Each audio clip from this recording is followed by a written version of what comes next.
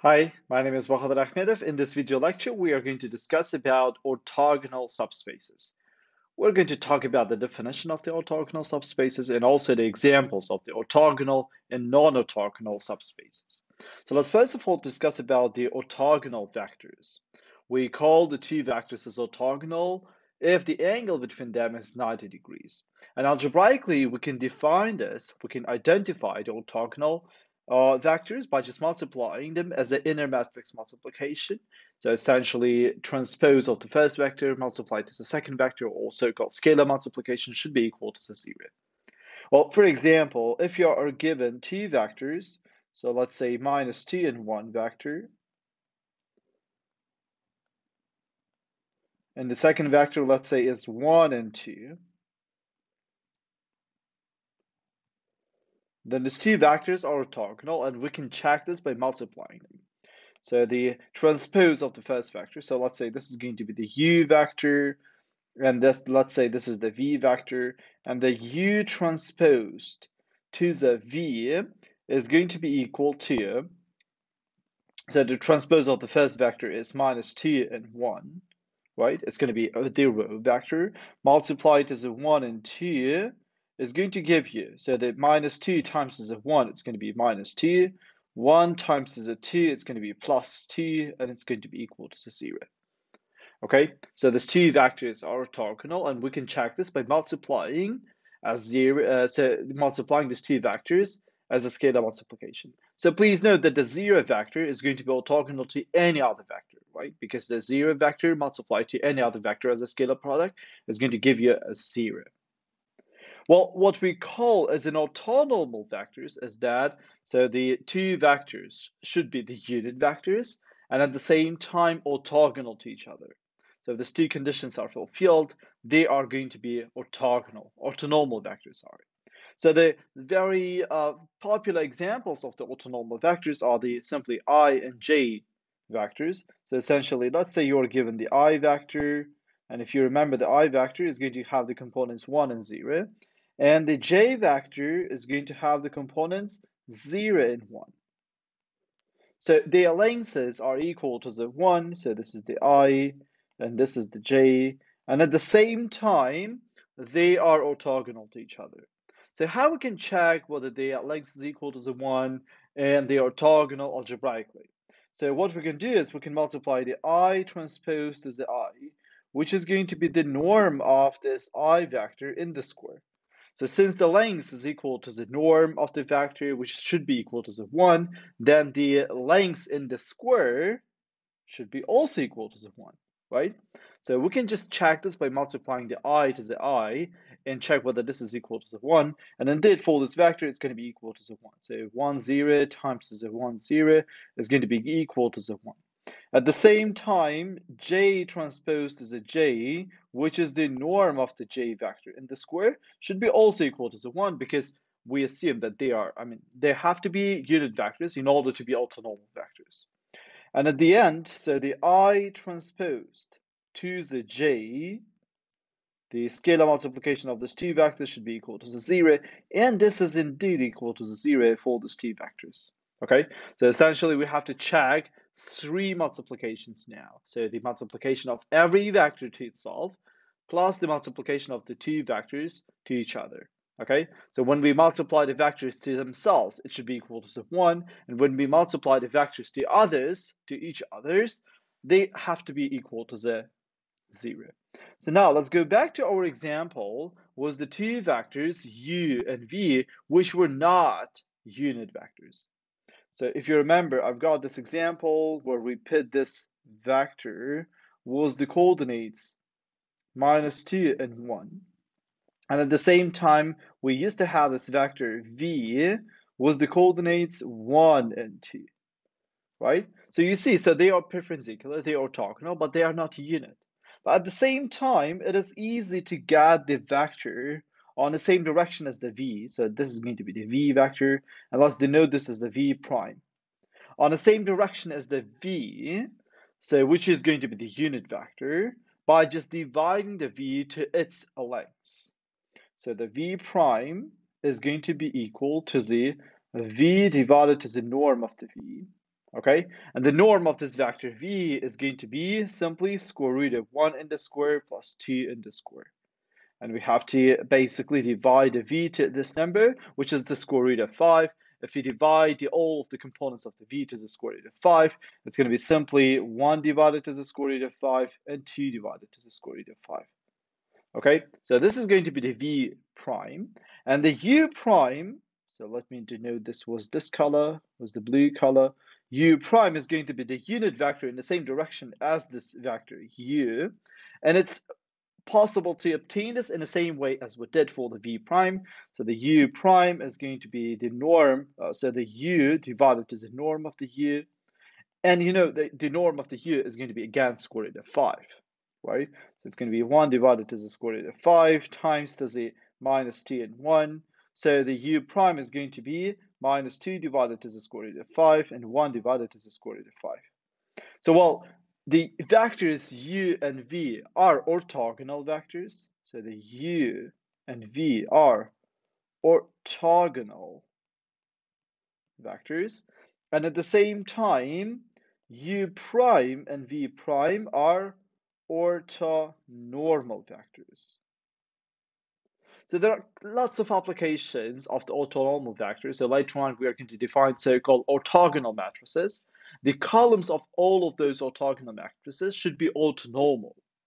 So there are a couple of reasons why we have to make sure that they are orthonormal, but we are going to discuss them later on. So far, we just need to know what is orthogonal vectors, what are the orthonormal vectors, and how to obtain the orthonormal vectors from the orthogonal.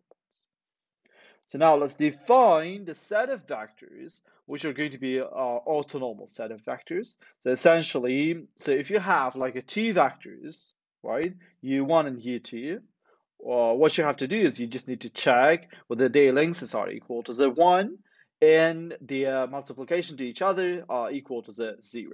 But at the same time, if you're given k vectors now, you have to do this for all of them. So essentially, so the u, for example, 1 transposes the u1 should be equal to 1, right? Because this is the norm of the u1 in the square, which have to be equal to 1 because it's a unit vector, right?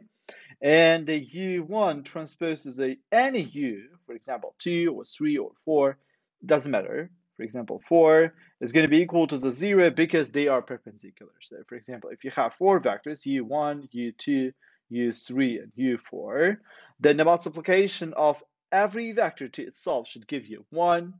The multiplication of any vector to any other is going to give you 0. So this is what does it mean, this condition. Okay, so if this condition is fulfilled for all of the vectors from the set, then the set is called to be orthonormal set of vectors. And we can check this for this example. So let's say we are given 3 vectors. So u3 is not visible for you, so let me copy this to here. So which is going to be minus 4, 0, and 4 transposed. Okay, so we have to check whether these 3 vectors are orthogonal, first of all. So it's easy to check. We have to multiply the u1 transpose to the u2, for example. And you just need to multiply these 2 vectors component-wise. It's going to be 3 times the 0 plus 2 times the 0 plus 0 times the 3. It's equal to 0. Indeed, they are orthogonal. We can quickly check u1 transpose to the u3. It's going to be equal to the minus 4 times the 0 plus 0 times the 2 plus 4 times the 0, which is also equal to the 0, right? And at the same time, we can multiply the u2 transpose to the u3. And this is going to be 3 times to the minus 4 plus 0 times to the 0 plus 4 times to the 3 or 3 times to the 4, which is also going to be equal to the 0. So minus 12 plus 12 is going to be equal to the 0. So the 3 vectors are orthogonal, but they are not orthonormal, right? Because their lengths are different. So we can easily orthonormalize them, right? So let me denote this vectors as a q1, which is going to be the orthonormal or the unit vector in the same direction as the u1. So in order to do this, we have to divide this to this length. It's going to be simply 0, 1, and 0. Okay? At the same time, q2 is going to be the unit vector in the same direction as the u2. So the norm of the u2, by the way, it's going to be I think it's going to be 3 square root of 2, right? Because this is like 3 in a square plus 3 in a square from the square root. Okay, so this is going to be 3 square root of 2. So that's why the this vector is going to be 1 divided to the square root of 2, 0, 1 divided to the square root of 2. And analogously, Q3 is going to be minus 1 divided to the square root of 2, 0, 1 divided to the square root of 2. Well, the 3 vectors which are given to us, they are not orthonormal. So this is not an orthonormal set. They are going to make the orthogonal set of vectors. And if we just normalize them, so by just dividing each vector to its lengths, to its corresponding lengths, we're going to create an orthonormal set of vectors. Well, now let's define what we call as the orthogonal subspaces. So the 2 subspaces are going to be called as an orthogonal subspace if every vector from the first one is going to be orthogonal to any vector from the second one. Okay, so this is what does it mean. So if you choose any vector from the first space, it's going to be perpendicular to any vector from V from the second one. Okay, so let's see a couple of examples where the 2 subspaces are going to be orthogonal. So I'm going to look first of all on 2 lines on the R3. So I've got the 3-dimensional space R3, right? So by the way, the dimension of the R3 is equal to the 3 because you need 3 vectors in order to express this, okay? So 2 is not enough, 4 is too much. 3 is exactly the number of the vectors which we need in order to express all of the points, all of the vectors in R3. So these 2 lines are going to make the orthogonal subspace because if you choose any vector from this line, so from this red line, it's going to be orthogonal to any vector from this, okay? And the intersection point is 0 vector, right? So the intersection point is always an interesting example because so the intersection point can be taken as one point from one subspace and can be taken another point from another subspace. Okay, so let's take 0 vector from the yellow line. So let's make the yellow line is going to be the U subspace, and the red line is going to be the V subspace. Okay, so the 0 vector can be taken from the U, okay, and another 0 vector can be taken from the V because this is the intersection point. So this one point can be lied in both of the spaces, in both of the subspaces. Then 0 transposes a 0, 0 vector times transposes a 0 vector is going to be still 0, okay? They are perpendicular. So this is the proper example of 2 vector subspaces or of 2 subspaces which are the orthogonal subspaces. So please make let's find the dimension of the U. So the dimension of the U is going to be equal to the 1. What does it mean? It means that you need just one vector in order to express all of the vectors along this line, right? So just having one vector, and by just scaling this, by just making this longer or shorter, you can reach any point on this line. So at the same time, the dimension of the V is also equal to the 1 because you need one vector. Okay, so the sum of the dimensions of the U and the V is equal to the 2. Okay, so this is just my observations. The sum is 2. The dimension of the whole space is equal to the 3. Okay, so now let's consider another example. So now let's say I've got this plane, so essentially XY plane, and that's going to be my V space. So the V space is going to be all the points or all the vectors on the XY plane. And again, the U space is the same. So the U space is going to be this line. So essentially along the Z axis. Okay. Again, these 2 subspaces are going to create vector as orthogonal subspace. Sorry, right? Because if you choose any vector from this plane, so let me denote this was another color. So this vector from the plane is going to be orthogonal to any vector from this line. So you can choose any vector from this line, and they are going to be orthogonal. Okay, so this is going to be the U and that's going to be the V, okay? And including the intersection points, okay? So there is only one intersection point, which is the zero vector. Zero vector times the zero vector is going to be equal to the zero again, okay? So let's calculate the dimensions of the U. So the dimension of the U is equal to the 1 because it's just a line, and you need just one vector in order to express this. And the dimension of the V in this case is going to be equal to the 2.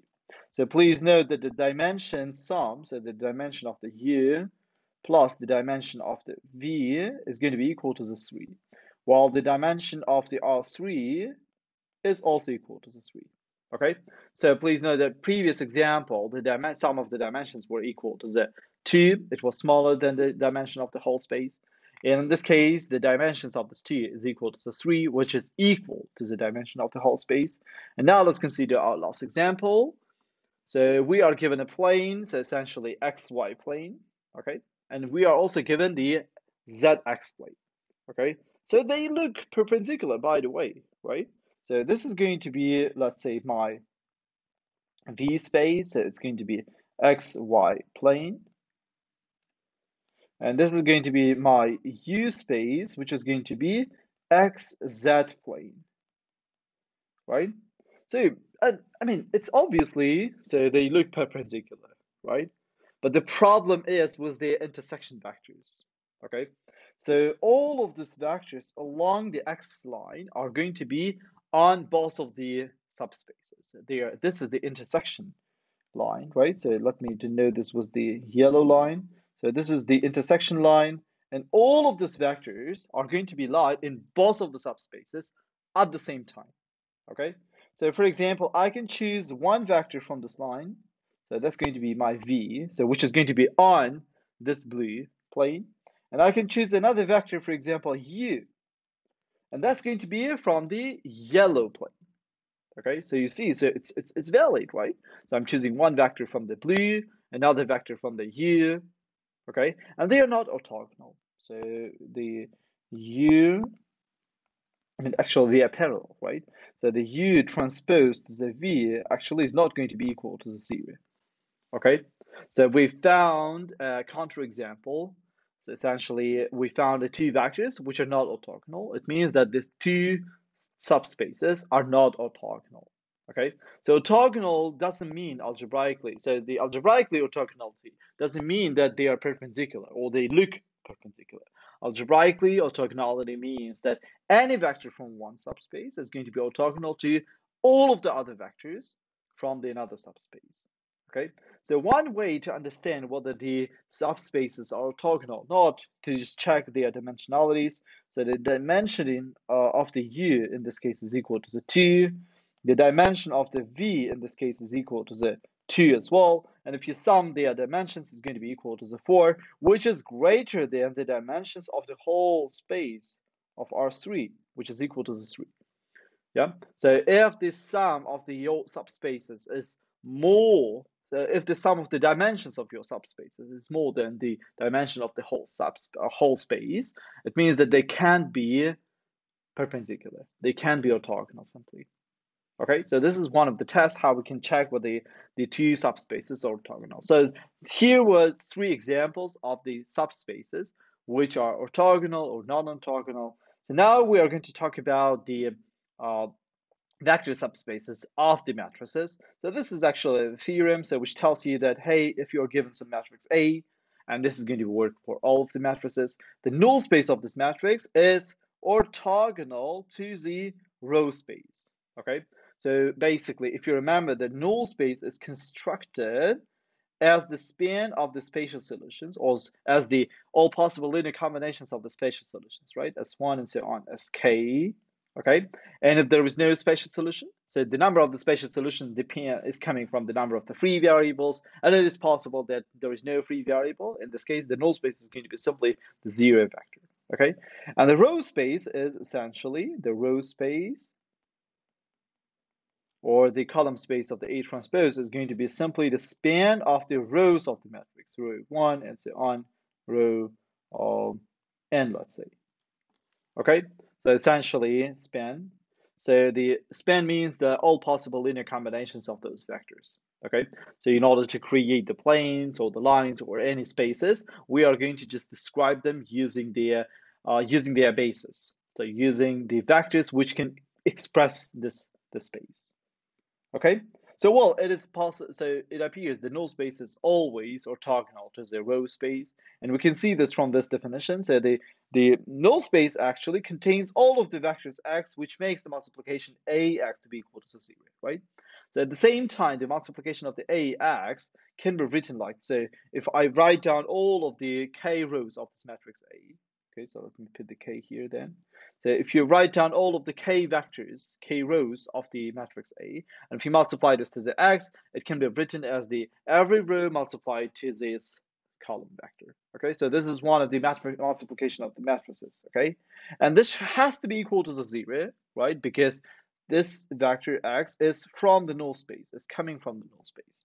Okay, and the multiplication of the ax is equal to the 0. So this vector is equal to this vector. So that's why every multiplication of a row to a spatial solution to a vector from the null space is equal to the 0. It means that they are orthogonal. So let's see an example. So let's say we are given a matrix and we need to show that the null space of this matrix is orthogonal to the row space. Okay, so in order to do this, we first of all need to construct a null space, and we're going to construct this using the spatial solutions. In order to do this, we have to bring this matrix into the row echelon form. We are going to choose the pivot from the first row and eliminate everything below. So it's going to be like we multiply the first row to the -3 and add this to the second, and we obtain 1 for 3, 0, minus 10, right? So minus 12 plus 2 is going to be minus 10, and minus 9 plus 7 is going to be minus 2. Okay, so this is already in the row echelon form, right? So we can just see that the last column doesn't have a pivot, so it's going to be the free column. So that's why every vector on the null space is going to have the 3 components. Essentially, every vector from the null space is going to have x1, x2, and x3, and we need to construct this, okay? And x3 is going to be the free variable, so that's why we equalize this to the 1 and solve these 2 equations, okay? So the first equation is essentially x1 plus 4x2 plus 3x3 is equal to the 0, right? We are solving x is equal to the 0 system. And the second equation is minus 10x2 minus 2x3 is equal to the 0, right? So since we know that x3 is equal to the 1, from the second equation, it is possible to obtain that x2 is equal to the minus 1 over 5, right? So at the same time, if we substitute minus 1 over 5 instead of here, and 1 instead of x3, we can obtain that x1 is going to be equal to the minus 11 over 5. Okay, so essentially, this is going to be the spatial solution. The null space of this matrix A is equal to the span of all possible linear combinations of these vectors, so minus 11 over 5, minus 1 over 5, and 1. Okay, so the multiplication of this vector to any of the rows of this matrix should bring you to the 0. Should be equal to the 0. So let's check this. 1, 4, 3. This is the first row. Multiply to this vector. Minus 11 over 5, minus 1 over 5, and 1. It's going to be equal to the minus 11 over 5, minus 4 over 5, which is minus 15 over 5, which is minus 3, right? Plus 3. This 3 times the 1 is going to be plus 3 is equal to the 0. Indeed, it is equal to the 0. Let's multiply the second row. It's going to be 3, 2, and 7. Multiply to this vector, minus 11 over 5, minus 1 over 5, and 1. If we multiply, it's going to be minus 33 over 5, minus 2 over 5, right, which is minus 7, plus 7, it's also equal to the 0. Okay, so the spatial solution is orthogonal to both of these rows. It means that the basis vectors of one space is orthogonal to all the basis vectors of the another space. It means that the two spaces are orthogonal. Okay, so if the basis vectors are orthogonal of these two subspaces, then it is going to be then it's every vector, any vector from these two spaces are going to be orthogonal. Well, this was a lecture about the orthogonal matrices, orthogonal spaces in general, and also orthogonal spaces for the matrices. And I hope that this was helpful for you.